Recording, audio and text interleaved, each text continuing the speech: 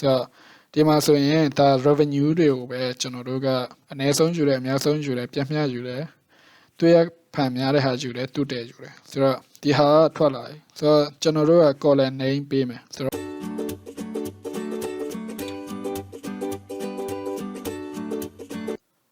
Alama Minglaba, the PLH Education Channel Gana European Jesulai Bara, the Gana General Microsoft Excel Business to Events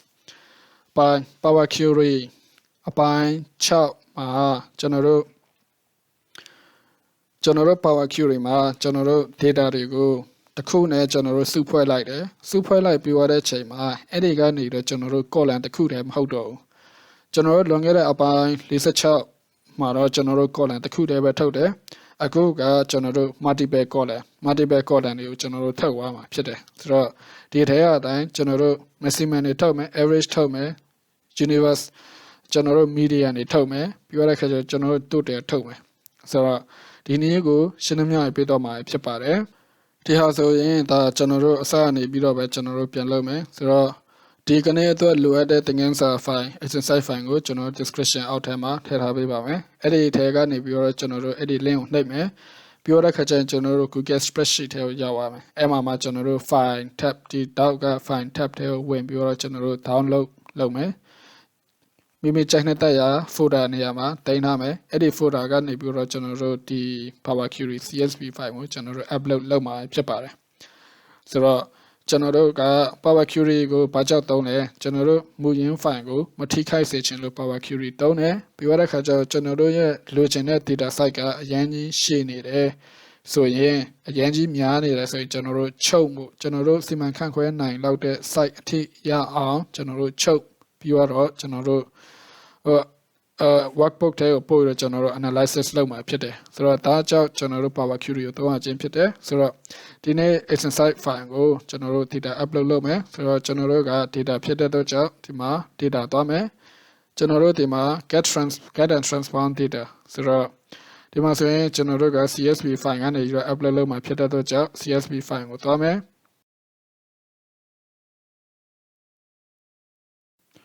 Tima say general got General download ထားတဲ့ file က D file ဖြစ်မယ်ဆိုတော့ D file ကိုကျွန်တော်တို့ရွေးလိုက်မယ်ဆိုတော့ဒီဟာကိုကျွန်တော်တို့တင်လိုက်မယ်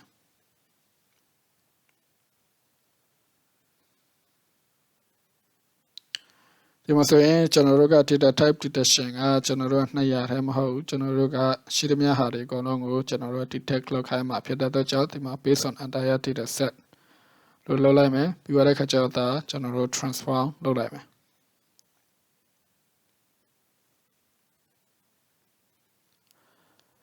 ဒီမှာဆိုရင်ဒါကျွန်တော်တို့ Power Query Editor window ကြီးပေါ်လာပြီဖြစ်ပါတယ်ဆိုတော့ဒီနေရာမှာဆိုရင်ဒါကျွန်တော်တို့လွန်ခဲ့တဲ့အခန်းလိုမျိုးပဲကျွန်တော်တို့ column အသစ်တစ်ခုထည့်မှာဖြစ်တယ်ဆိုတော့ကျွန်တော်တို့ date ပေါ်မှာမူတည်ပြီးတော့ကျွန်တော်တို့ column အသစ်တစ်ခုထည့်မယ်ဆိုတော့ကျွန်တော်တို့ column ထည့်ခြင်းကျွန်တော်တို့ basis အခန်းပေါ့နော် column ထည့်ခြင်း grouping values ကိုဘယ်လိုလုပ်လဲဆိုတဲ့ဟာကိုအသေးစိတ်သိချင်ကျွန်တော်တို့အပိုင်း46မှာဝင်ရောက်46 49မှာဝင်ရောက်ကြည့်ရှုလို့ရပါတယ်ဆိုတော့ဒီကနေ့မှာတော့ကျွန်တော်တို့ဒီမှာ order date ကနေပြီးတော့ကျွန်တော်တို့ column အသစ်ထုတ်မယ်ဆိုတော့ column အသစ်ထဲမှာဖြစ်တဲ့အတွက်ကြောင့် add column ကိုကျွန်တော်တို့သွားမယ်ပြီးတော့ခါကျတော့ဒီမှာကျွန်တော်တို့ရွေးချယ်စရာက text နဲ့ date ပဲရှိတယ်ဆိုတော့ကျွန်တော်တို့ဟာက date ဖြစ်တယ်ဒါကြောင့်ကျွန်တော်တို့က date အနေနဲ့ကျွန်တော်တို့ column အသစ်တစ်ခုထည့်မယ်ဆိုတော့ဒီမှာကျွန်တော်တို့ကဘယ်လိုနည်းအားဖြင့်ထည့်မှာလဲကျွန်တော်တို့လ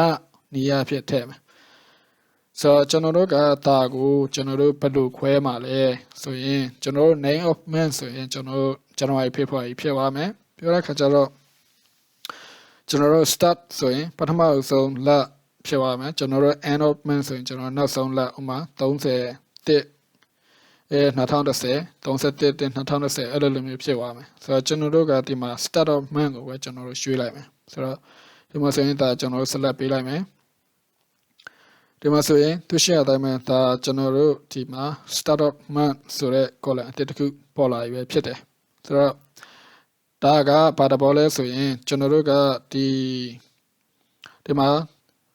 2ရက်တလပိုင်းကလည်းကျွန်တော်တို့တလပိုင်းတည်းပဲဝင်တယ်ဆိုတော့ဒီဟာကိုကျွန်တော်တို့က January လလို့ပဲကျွန်တော်တို့ကသတ်မှတ်ပြီးတော့ခေါ်ဝေါ်လိုက်တယ် လွန်ခဲ့တဲ့အပိုင်းမှာကတော့ကျွန်တော်တို့နာမည်ပေးလိုက်တယ်ဆိုတော့တစ်လပိုင်းနေဆိုရင်အကုန်လုံး January ဖြစ်သွားတယ်ဒီမှာဆိုရင်ဒါကကျွန်တော်တို့နာမည်ပဲပေးလိုက်တယ်နာမည်ပေးတာမှကျွန်တော်တို့ကိန်းဂဏန်းလတစ်လရဲ့အစပထမရက်ကိုကျွန်တော်တို့ပေးလိုက်တယ်ဆိုတော့နောက်တစ်ခုကကျွန်တော်တို့ဘာလုပ်မှာလဲဆိုတော့ကျွန်တော်တို့ဘာလုပ်မှာလဲဆိုရင်ကျွန်တော်တို့ဒီမှာဆိုရင်ဒါ start of month ဆိုတဲ့ဟာလေးရှိတယ်ဒီဟာကိုကျွန်တော်တို့ column name ပြောင်းလို့ရတယ်ဆိုတော့ဒီမှာဆိုရင်ဒါကိုကျွန်တော်တို့ right click နှိပ်လိုက်တယ်ပြောလိုက်ခါကျတော့ဒီမှာ rename ဆိုတဲ့ဟာလေးရှိတယ်ဆိုတော့ဒါကိုကျွန်တော်တို့က month name မိမိကြိုက်တဲ့တက်ရမိမိပေးလို့ရပါတယ်ဆိုတော့ဒီဟာကိုကျွန်တော်တို့က month name လို့ပေးလိုက်တယ်ဆိုတော့ဒါကို enter နှိပ်လိုက်တယ်ဆိုတော့ကျွန်တော်တို့လုပ်လိုက်တဲ့အဆင့်တိုင်းအတွက်ကိုဒီမှာသူက step အနေနဲ့ဒီမှာသူဖော်ပြထားတယ်ဆိုတော့ကျွန်တော်ခုနကနာမည်ပြောင်းလိုက်တယ်ဒါကြောင့်ဒီမှာ rename column လို့သူကရေးထားခြင်းဖြစ်တယ်ဆိုတော့နောက်တစ်ခုကကျွန်တော်တို့ကdata ကို column အများကြီးထည့်မယ်ဆိုတော့အရင်ခံရလိုမျိုးပဲကျွန်တော်တို့ဒီမှာကျွန်တော်တို့ transform ကိုသွားတယ်ကျွန်တော်တို့ group by လောက်မှာဖြစ်တဲ့အတွက်ကြောင့်ဒီမှာ group by ထဲကိုဝင်တယ်ပြီးတော့ခါကျတော့လွန်ခဲ့တဲ့အခန်းအပိုင်း46မှာတော့ကျွန်တော်တို့ basic ပဲလုပ်တယ်ဒီကနေ့မှာတော့ကျွန်တော်တို့ advance လုပ်မှာဖြစ်တယ်ဘာလို့လဲဆိုတော့ကျွန်တော်တို့က multiple column ကိုယူမှာဖြစ်တဲ့အတွက်ကြောင့်ကျွန်တော်တို့ advance လုပ်မှာဖြစ်တယ်ဆိုတော့ဒီမှာကျွန်တော်တို့ advance လုပ်လိုက်တယ်ဆိုတော့ဒီမှာဆိုရင်ဒါကကျွန်တော်တို့ဘယ် column ပေါ်မှာမူတည်ပြီးတော့ကျွန်တော်တို့ကတန်ဖိုးတွေပေါင်းမှာလဲကျွန်တော်တို့တန်ဖိုးပေါင်းမှာတော့ဟုတ်ပြီဘယ် column ပေါ်မှာမူတည်ပြီးတော့လဲဆိုတော့ကျွန်တော်တို့ဒီမှာ month name column ပေါ်မှာမူတည်ပြီးတော့ကျွန်တော်တန်ဖိုးပေါင်းမှာဖြစ်တဲ့အတွက်ကြောင့်တခြားနေရာကနေပြီးတော့ဆိုရင်ကျွန်တော်တို့ဒီမှာ month name ကိုပဲကျွန်တော်တို့ရွှေ့မှာဖြစ်တယ်ဆိုတော့ကျွန်တော်တို့ကဒါဆိုရင်ဒီအဆက်မှာဆိုရင်လွန်ခဲ့တဲ့အပိုင်းမှာတော့ basis အပိုင်းမှာတော့ကျွန်တော်တို့ဒီဟာတစ်ခုထဲပဲထည့်သွားမယ်ဆိုကျွန်တော်တို့တစ် column ပဲပေါ်မှာဖြစ်တယ် column အတက်တစ် column ပဲပေါ်လာမှာဖြစ်တယ်ဆိုတော့ကျွန်တော်တို့ဒီမှာဒီအခန်းမှာတော့ကျွန်တော်တို့ multiple column ထည့်ပါဆိုတော့ဒီအနေထားမှာကကျွန်တော်တို့ဒီအနေထားမှာကျွန်တော်တို့ဒီ column တစ်ခုထဲပဲရှိတော့မှာဆိုရင်ကျွန်တော်တို့အဖြေကဘယ်လိုထွက်မလဲဆိုတော့2 column ထွက်မှာကျွန်တော်တို့ဒီမှာ month name အတွက်1 column ထွက်မယ်ပြောတဲ့အခါကျတော့ကျွန်တော်တို့ revenue အတွက်ပေါင်းထားတယ်ဆိုရင်ပေါင်းထားတဲ့ revenue အတွက်1 column ထွက်မယ်ဆိုတော့ဒါစုစုပေါင်း2 column ထွက်လာမှာဖြစ်တယ်ဆိုတော့ကျွန်တော်တို့ကဒီနေ့က column တွေအများကြီးထည့်မှာဖြစ်တယ်ဆိုတော့ကျွန်တော်တို့ဒီမှာ column အများကြီးထည့်မှာဖြစ်တဲ့အတွက်ကြောင့် add aggregation နှိပ်တယ်ပြီးတော့ကျွန်တော်တို့ဒီမှာထပ်နှိပ်တယ်ကျွန်တော်တို့လိုသလောက်ဆိုတော့ဒီမှာဆိုရင်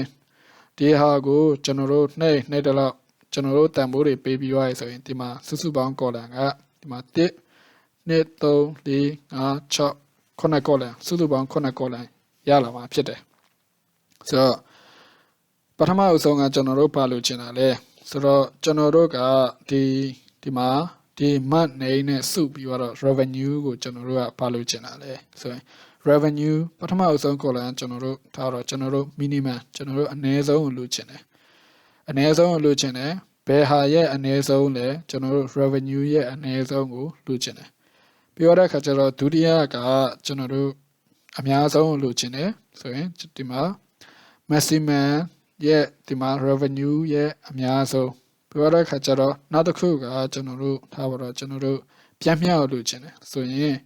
revenue ဒီဟာကိုကျွန်တော်တို့ရွှေ့ပြီးတော့မှဒီမှာရွှေ့လို့ရမှာဖြစ်တယ်ပြန်မြောက်ဆိုတော့ average ပြီးတော့အခါကျတော့ဒီမှာဒါကျွန်တော် revenue ကိုရွှေ့လိုက်မယ်ပြီးတော့အခါကျတော့နောက်တစ်ခုကကျွန်တော်တို့ကmedian ကျွန်တော်တို့ဒါသွေးရများတဲ့ gain ပေါ့နော်သွေးရများတဲ့အယောင်အောင်ပမာဏငွေဆိုတော့ဒီဟာကိုကျွန်တော်တို့ယူမယ်ဆိုရင်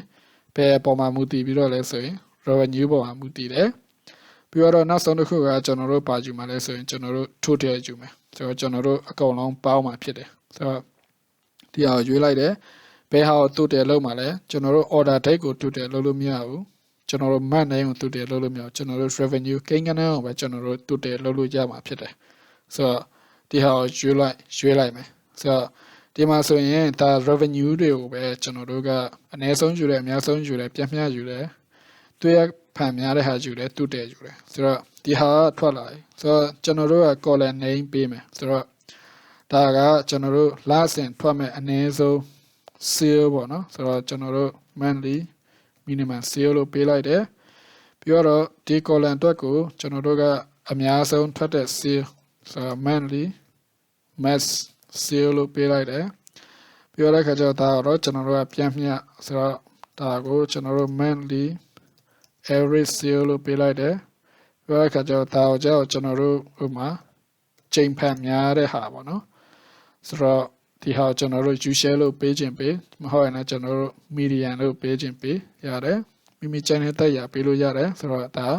monthly median sale ပြီးတော့ခါကျတော့ဒီမှာနောက်တစ်ခုကကျွန်တော်တို့ဒီမှာ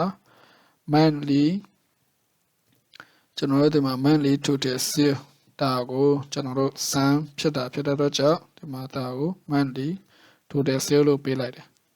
ဆိုတော့ဒီမှာကျွန်တော်တို့ကဒီဟာဆိုရင်စုစုပေါင်း1 2 3 4 5 6ခွန်ကျွန်တော်တို့ဒီဟာတကောလန်ကလွတ်နေတယ်ဆိုတော့ကျွန်တော်တို့ကဒီကောလန်မလွတ်ချင်တော့ဘူးဆိုရင်ဟောဒီမှာကျွန်တော်ဒီဟာလေးရှိတယ်ဒါကို click လိုက်မယ်ပြီးတော့ခါကျတော့ဒီမှာဒါကို delete လုပ်လိုက်မယ်ဆိုတော့ဒီမှာဆိုရင်ဒါကျွန်တော်တို့ရွေးပြီးွားရပဲဖြစ်တယ်ကျွန်တော်တို့ရှိသမျှဟာတွေအကုန်လုံးကျွန်တော်တို့က revenue ကနေပြီးတော့ပဲအခြေခံတော့အနည်းဆုံးထွက်မယ်အများဆုံးထွက်မယ်ပြန်မျှထွက်မယ် median ထွက်မယ် sum ထွက်မယ်ဆိုတော့ဒီမှာဒါကျွန်တော်တို့ဒါကို okay နှိပ်လိုက်မယ်ဒီမှာဆိုရင်သူရှိရတဲ့အတိုင်းပဲကျွန်တော်တို့ data တွေထွက်ရှိလာပြီပဲဖြစ်ပါတယ်ဆိုတော့ဒီမှာ1 2 3 4 5 6ပြီးတော့ခါကျတော့ဒီမှာ1 2 3 4 5 6ဒီမှာကျွန်တော်တို့စုစုပေါင်း6 column ရရှိသွားပြီပဲဖြစ်ပါတယ်ဒါဆိုကျွန်တော်တို့ဒီဟာကလပြီးတော့ခါကျတော့ဒီမှာကျွန်တော် minimum maximum ဒီမှာ average ပြီးတော့ခါကျတော့ဒီဟာ median ပြီးတော့ဒါ total sale ကျွန်တော်တို့ထုတ်ထားတဲ့ data ကိုတွေ့ရှိရပြီပဲဖြစ်ပါတယ်ဆိုတော့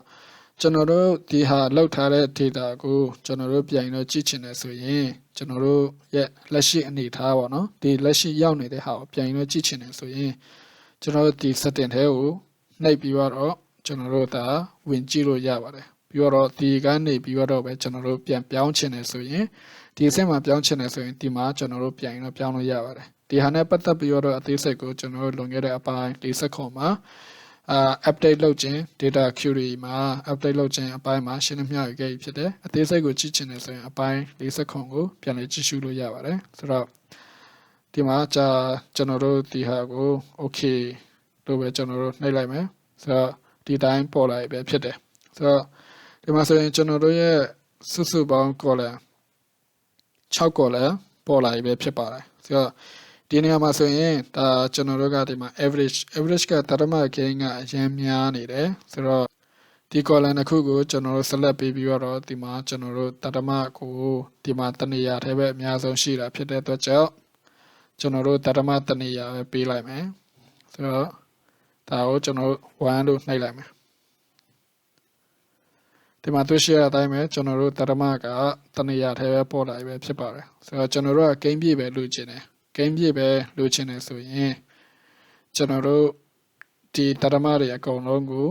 ကျွန်တော်တို့ကဒီထဲကိုဖွင့်ပြီးတော့ကျွန်တော်တို့ game ပြည့် game ကိုဖြည့်လိုက်မလား game ကို short လိုက်မလားဆိုတော့ကျွန်တော်တို့ဒီမှာကျွန်တော်တို့ game ကို short လိုက်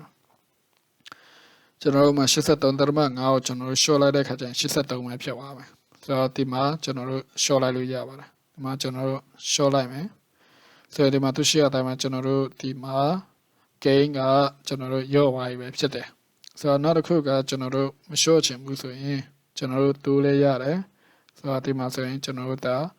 တိုးလိုက်မယ်ဆိုဒါ84ဖြစ်သွားပြီပဲဖြစ်ပါတယ်ဆိုတော့ဒီအဆင့်ကကျွန်တော်တို့ query မှာကျွန်တော်တို့ data ကိုချုပ်လိုက်တယ်ချုပ်လိုက်ပြီးတော့တဲ့ခါကျတော့ကျွန်တော်တို့စီမံခန့်ခွဲနိုင်လောက်တဲ့ site ကိုကျွန်တော်တို့ရသွားပြီဖြစ်တယ်ဆိုတော့ဒီကနေပြီးတော့ကျွန်တော်တို့နောက်ပိုင်းကိစ္စတွေကိုကျွန်တော်တို့ Excel မှာကျွန်တော်တို့တင်ပြီးသွားတဲ့ခါကျတော့ကျွန်တော်တို့ထပ်ပြီးတော့ Excel မှာပဲ analysis Excel workbook မှာ analysis လုပ်မှာဖြစ်တယ်။ဒါကြောင့်ကျွန်တော်တို့ဒီ data ကိုကျွန်တော်တို့ Excel ကိုတင်ဖို့လိုတယ်ဆိုတော့ဒါကြောင့်ကျွန်တော်တို့ home ကိုနှိပ်တယ်ပြီးတော့တဲ့ခါကျတော့ဒီမှာ close